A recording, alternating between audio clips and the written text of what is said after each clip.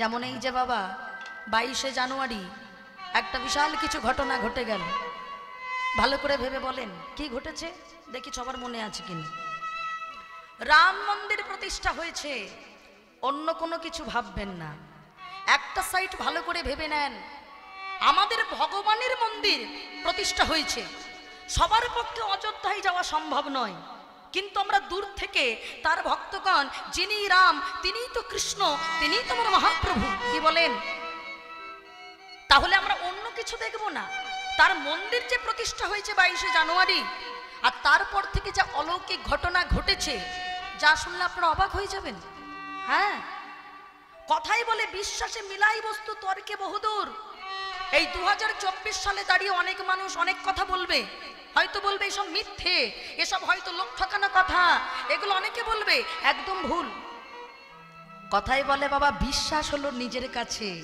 যে ভক্ত হয় সে কোনোদিন কারোর কথায় বাবা একটুখানি টলে যাবে না, সে তার জায়গাতেই থাকবে।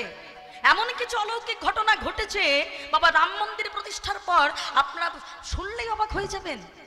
শুধু মন্দিরটা প্রতিষ্ঠা হয়েছে, মন্দিরটা কিভাবে নির্মাণ হয়েছে মা।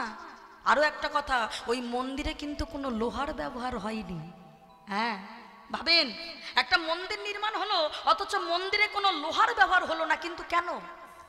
অনেকেই দেখবেন যারা ভালো করে শাস্ত্র গবেষণা করেন, যারা ভাবেন, তারা অনেকেই বলেন লোহাটা হলো একটা অশুভ, লোহাটাকে শুভ মনে করা হয় না, তাই অশুভ জিনিস দিয়ে আমার প্রভু রামচন্দ্রের কোনোদিন মন্দির প্রতিষ্ঠিত হতে পারে না, তাই ওই মন্দিরে কোনো লোহার ব্যবহার হয়নি। শুধু তাই নয়, ওই মন্দিরের যে পাথরগুলো ব্যবহার হয়েছে মা, ওই পাথরগুলো আনা হয়েছে রাজস্থান থেকে। ভাবেন কার জন্য করছে? আমরা সারা জীবন তো নিজেদের জন্য করেছি, কিন্তু যারা ভেবেছেন যে আমার ভগবানের জন্য অন্তত কিছু করা দরকার, তাহলে ভাবুন সেটা কি খারাপ কিছু হয়েছে?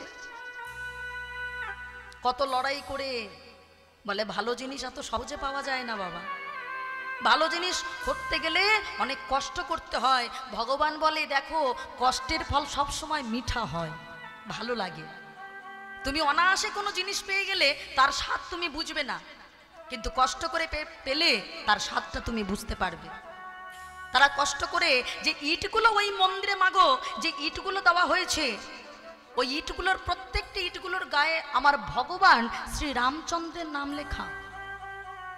ওই মন্দিরে বাবা 108টা ঘন্টা বাবা ঝোলানো হয়েছে, 108টা ঘন্টা, যার কিনা বাবা 1200 কেজি ওজন, ভাবতে পারেন? আর মানুষের ভক্তের বাবা কত আশা, দেখুন এমন একটা ধূপকাঠি বানানো হয়েছে যে 108 ফুট, সেই ধূপকাঠিটা 45 দিন পর্যন্ত জ্বলবে, মানে এখনো জ্বলছে। ভাবার আছে ভগবানের জন্য তারা কত কিছু করেছে।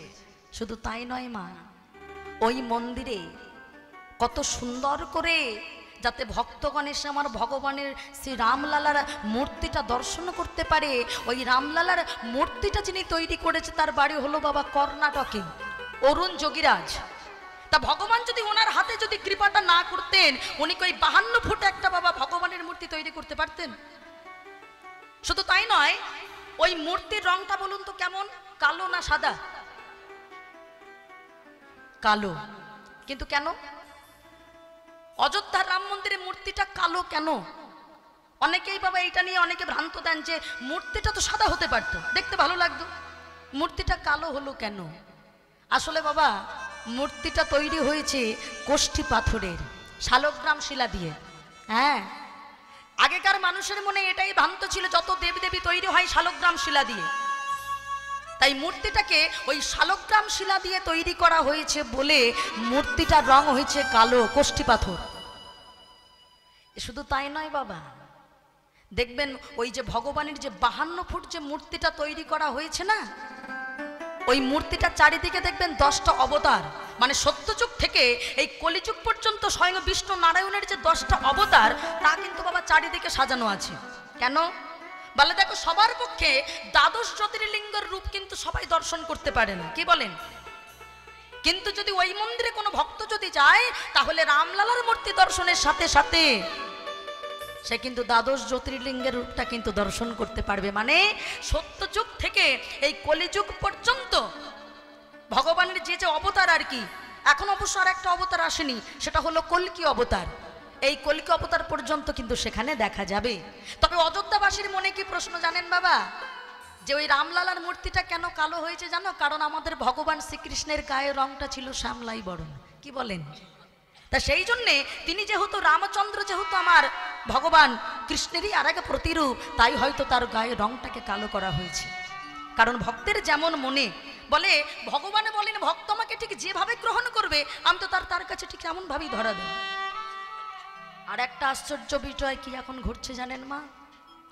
যেখানে পাখি দেখা যেত না সেই জায়গায় এমন এক ধরনের পাখি যাচ্ছে, সেটা হলো জটায়ু পাখির বংশধর, যেটা কিনা এতদিন দেখা যায়নি, প্রায় বিলুপ্ত প্রায় যে পাখিটা মনে করা হতো যে পৃথিবীতে মনে হয় এই পাখিটা বিলুপ্ত হয়ে গেছে, অথচ সেই জটায়ুর বংশধর আমার ভগবান রামচন্দ্র আসছে বলে তারা পাগলের মতো অযোধ্যা রাম মন্দিরের ধারে গিয়ে ভিড় করছে বাবা।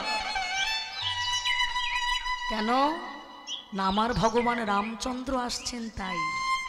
আরো একজন গেছে বাবা, সে হলো বাবা যাকে আমরা পশু জাতি বলি, অসম্মান করি, সেটা হলো হনুমান।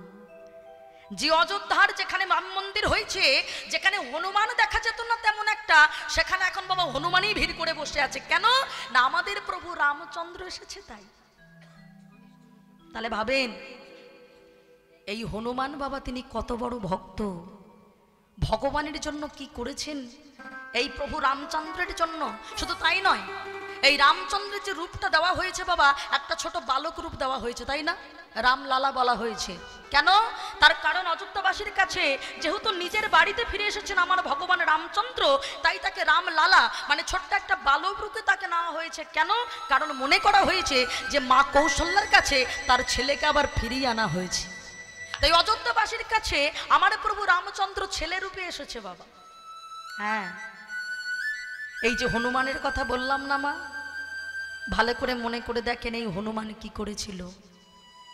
এই ভগবান রামচন্দ্রের জন্য যা হনুমান একটা পশু জাতি হয়ে যা করেছিল তা আমরা করতে পারিনি বাবা।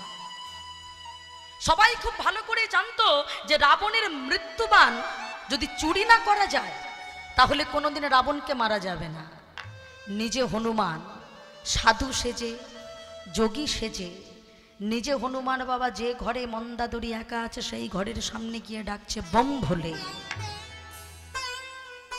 যে সময় বাড়িতে আর কেউ নেই, সবাই যুদ্ধ করতে ব্যস্ত। কেন বম ভোলে বলেছে? হ্যাঁ গো বাবা, তার কারণ হলো এটাই, রাবণের বাবা কুলগুরু কুল দেবতা ছিল শিব ঠাকুর। তো যদি এবার বোম ভোলে বলা হয় তাহলে তার ভক্ত মানে তাড়াতাড়ি দরজা খুলে দিয়েছে। হ্যাঁ গো বাবা, মন্দাদরি রাক্ষস কুলের বউ হতে পারত, কিন্তু সে প্রচন্ড ধার্মিক ছিল, ধর্মপরায়ণা ছিল, তাড়াতাড়ি দরজাটা খুলে দিয়েছে। দিয়ে দেখছে বাবা একজন সাধু মানুষ এসেছে।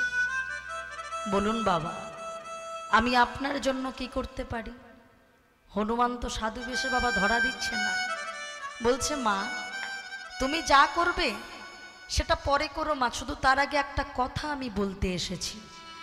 আমি হলাম যোগী মানুষ, আমি হলাম সাধু মানুষ, আমি স্বপ্নে দেখেছি তোমার স্বামী রাবণের মৃত্যুবাণটা চুরি হয়ে গেছে।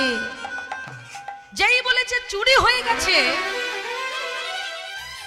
মায়েরা আপনাকে যদি বলা হয় যে আপনার ঘরে অমুক জায়গায় অমুক জিনিসটা চুরি হয়ে গেছে, আপনি কি করবেন? যেখানে জিনিসটা লুকানো আছে নিশ্চয়ই সেখানে গিয়ে দেখবেন। এখন যেই বলেছে চুরি হয়ে গেছে, তাড়াতাড়ি করে মন্দাদরি যে ঘরের ভিতরে রাবণের মৃত্যুবাণ লুকানো আছে তাড়াতাড়ি সেই ঘরের দিকে গেছে। আর এদিকে হনুমান কিন্তু বাবা পিছনে বসে লক্ষ্য রেখেছে, দেখি মা আমার কোন ঘরে যায় কোন ঘরে যায়। হ্যাঁ, মা আমার কোন ঘরে যায় কোন ঘরে যায়, পিছন দিক থেকে দেখে নিয়েছে যে মা কোন ঘরে গেছে। এবার যখন বাবা ওই মৃত্যুবাণটাকে দেখে এসে বলছে, বাবা আপনি তো ওটা স্বপ্ন দেখেছিলেন, আমার স্বামীর মৃত্যুবাণ চুরি হয়নি, ওটা ঘরেই আছে।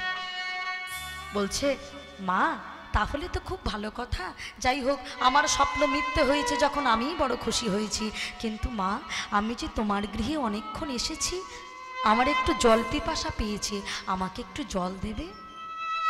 মায়েরা কি করেন, আপনাদের বাড়িতে যদি কোনো সাধুগুরু বৈষ্ণব আসে, এটা মায়েদের বেশি করে কর্তব্য, আপনি শুধু জল দেবেন, একটু জল মিষ্টি দিতে হবে। মন্দাদরি ভাবলো শুধু জল দেব, একটু জল মিষ্টি দেওয়া প্রয়োজন। এই বলে তাড়াতাড়ি করে যেই না ঘরের দিকে একটু জল মিষ্টি আনতে গিয়েছে, আর ওদিকে হনুমান যে দেখেছিল যে ঘরে মন্দাদরি মৃত্যুবান দেখতে গিয়েছিল, তাড়াতাড়ি সেই ঘরের ভিতরে প্রবেশ করেছে। আর সেই ঘরের ভিতরে প্রবেশ করে রাবণের মৃত্যুবানটাকে চুরি করে যেই না পাঁচিল টপকে লাফ দিয়ে পালাতে যাবে, অমনি পিছন দিয়ে মন্দাদরি চিৎকার করে উঠল, হনুমান, আমি তোকে অভিসম্পদ করব, তুই আমার স্বামীর মৃত্যুবান চুরি করে চলে যাচ্ছিস। এখন বাবা হাতে কিন্তু মৃত্যুবানটা ধরা আছে, ফিরে এসেছে, বলছে হ্যাঁ গো মা, বলছি তুমি যে আমাকে অভিশাপ দেবে, আমার অপরাধটা কি? ভাবুন, চোর যদি আপনার বাড়িতে চুরি করে বলে অপরাধ কি, সেটা শুনতে ভালো লাগে? বলে হ্যাঁ রে, তুই মৃত্যুবান চুরি করে দাঁড়িয়ে আছিস আর বলছিস অপরাধ কি? শোনো মা, খুব ভালো করে শোনেন মা, খুব গুরুত্বপূর্ণ প্রশ্ন। হ্যাঁ গো মা, আমি বনের পশু সাধু সেজেছি, এটা অপরাধ, নাকি সাধু সেজে চুরি করেছি এটা অপরাধ? বলে বসলো হনুমান, তুই বনের পশু সাধু সেজেছিস এটা অপরাধ নয়, কিন্তু যে সাধু সেজে চুরি করে ভণ্ডামি করে সেটাই হলো অপরাধ। বলে বসলো মাগো, তাই যদি হয়, তাহলে তুমি যদি আমাকে অভিসম্পদ দাও, তাহলে তার আগে বলো তুমি তোমার স্বামী রাবণকে ঠিক কটা অভিসম্পদ করেছিলে? তোমার স্বামী রাবণ যেদিন সাধু সেজে যোগী সেজে যেদিন সীতা চুরি করেছিল, বলো সেদিন কি তুমি অভিসম্পদ করেছিলে?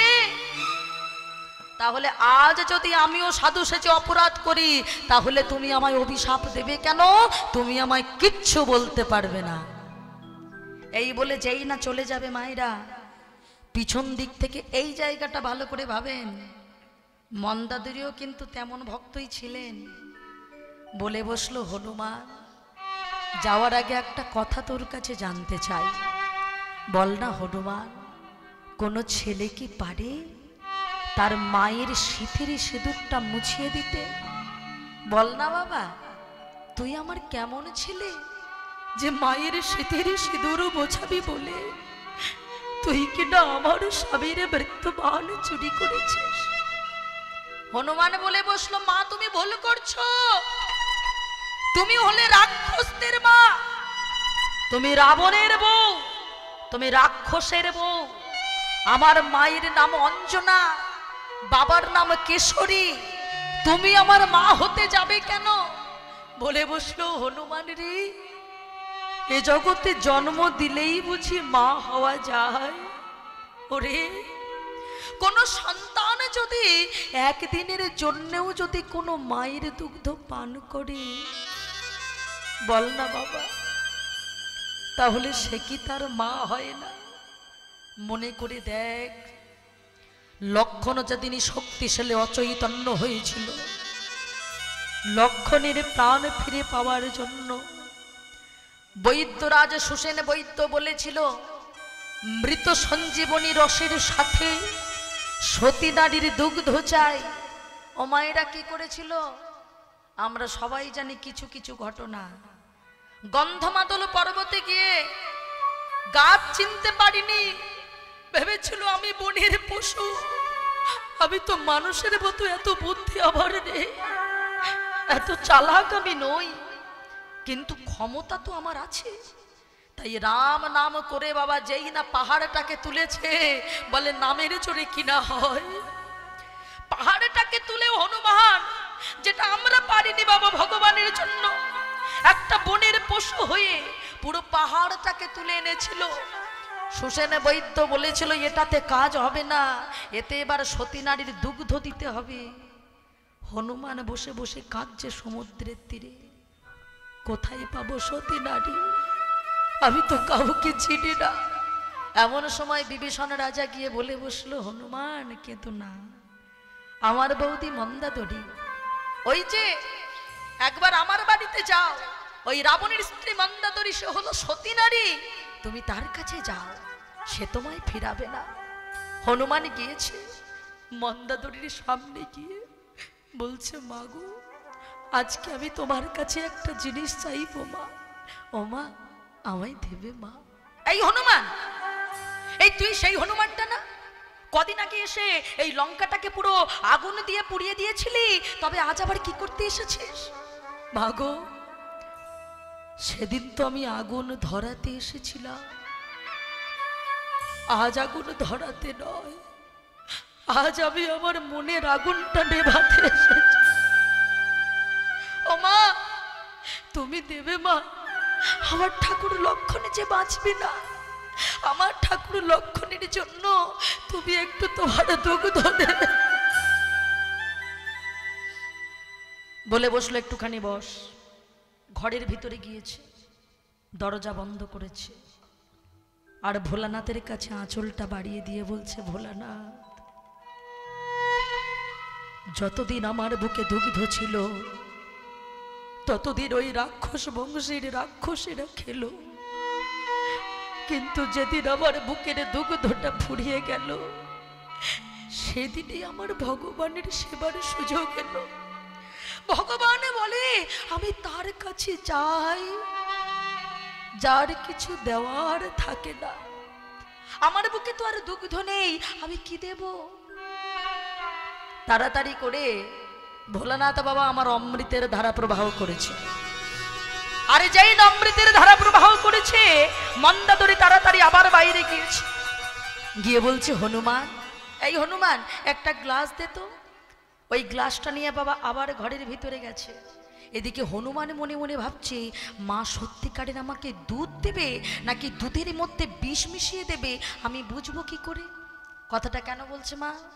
তার কারণ হলো এটাই, যে লক্ষণের জন্য দুগ্ধ চাইতে এসেছে সেই লক্ষণ ওই মন্দাদরীর সব থেকে প্রিয় সন্তান মেঘনাথকে নিকুম্ভিলা যজ্ঞাকারে যজ্ঞ বন্ধ করে হত্যা করেছে।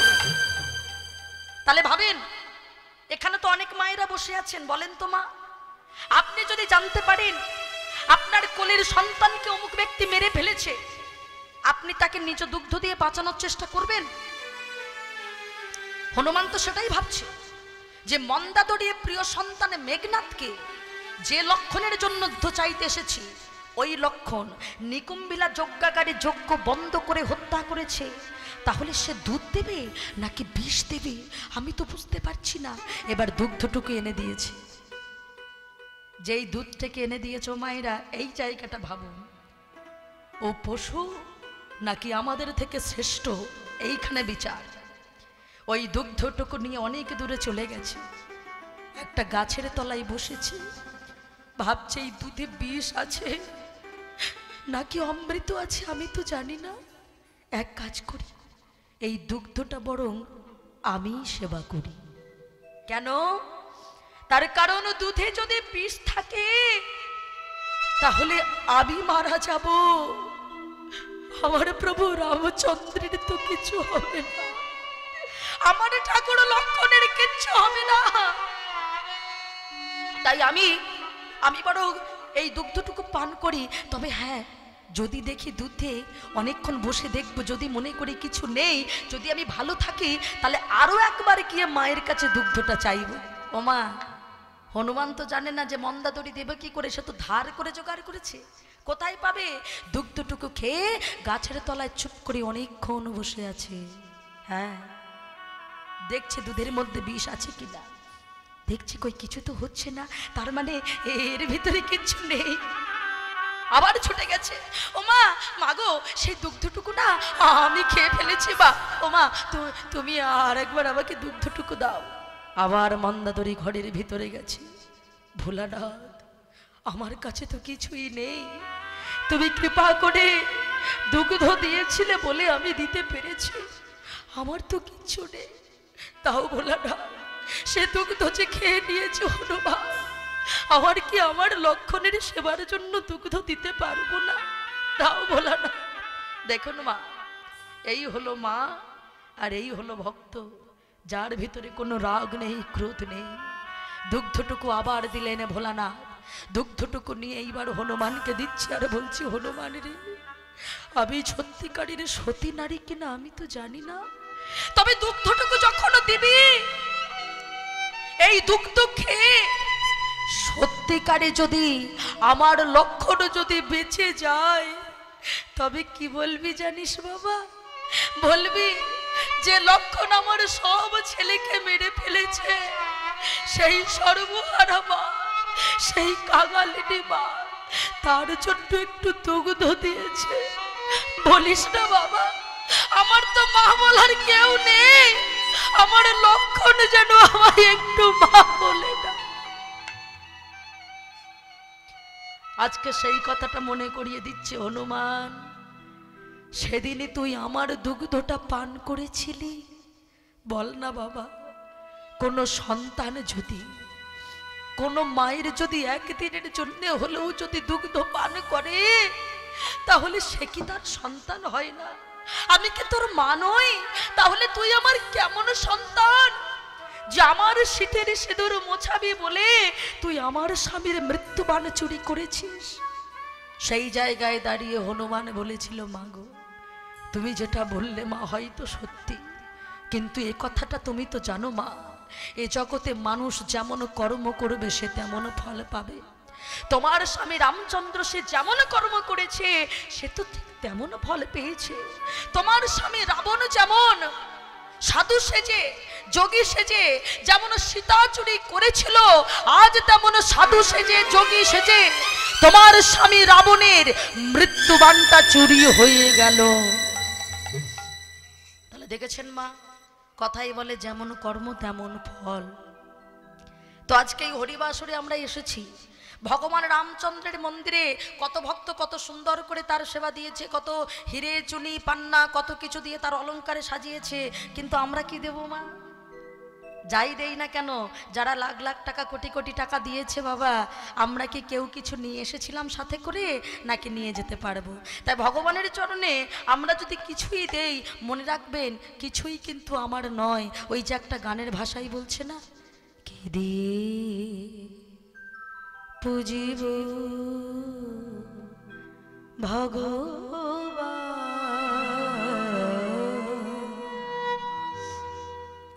ওগো তোমারে আমি কি দিয়ে পুজিব ভগবান,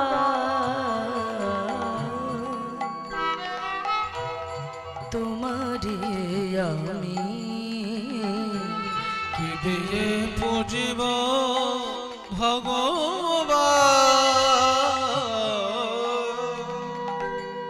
আমার বলিতে কিছু নাই হরি, আমার বলিতে কিছু নাই হরি, সকলে তোমারি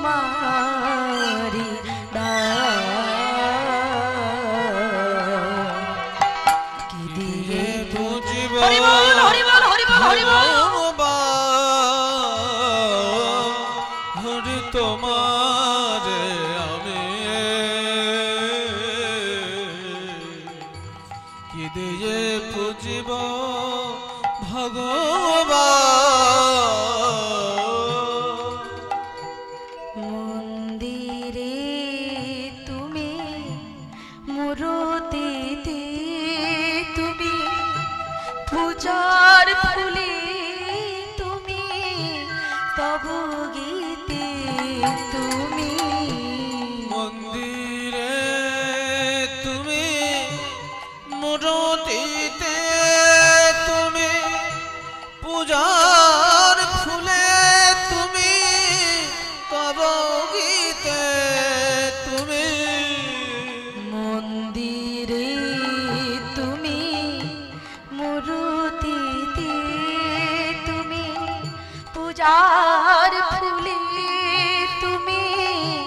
তব গীতি তুমি মন্দিরে তুমি মূর্তিতে তুমি পূজার ফুলে তুমি তব গীতে তুমি ভগবানের দিয়ে ভগবানের পূজা ভগবানের দিয়ে ভগবানের পূজা ভগবানের দিয়ে ভগবানের পূজা ভগবানের দিয়ে ভগবানের পূজা তুমি যদি ভাবো অপমান কি দিয়ে বুঝিব ভগবান হরি বল হরি বল হরি বল হরি বল তোমারে আমি কি দিয়ে পুজিব ভগবান কেমন তব রূপ দেখি নাই হরি আপন মন দিয়ে তোমারে গরি কেমন তব রূপ দেখি নাই হরি আপন মন দিয়ে তোমারে গৌরী কোটি রবি শশী আরতি করে যা মাটির প্রদীপ জালি আমি দিউলিতা কোটি রবি শশী আরতি করে যা মাটির প্রদীপ জালি আমি দেউলিতা বন ডালাই পূজা কুসুম সম্ভা মনডালার পূজা কুসুম সন্ধ্যা বন ডালাই পূজা কুসুম সম্ভা মনডালায় পূজা কুসুম সন্ধ্যা যোগী মুনি করে যুগ কি দিয়ে পুজিব ভগবান ওগো তোমার হরি বল হরি বল হরি বল হরি বল হরি বল কি দিয়ে পুজিব ভগবান হরি তোমারে আমি কি দিয়ে পুজিব ভগবান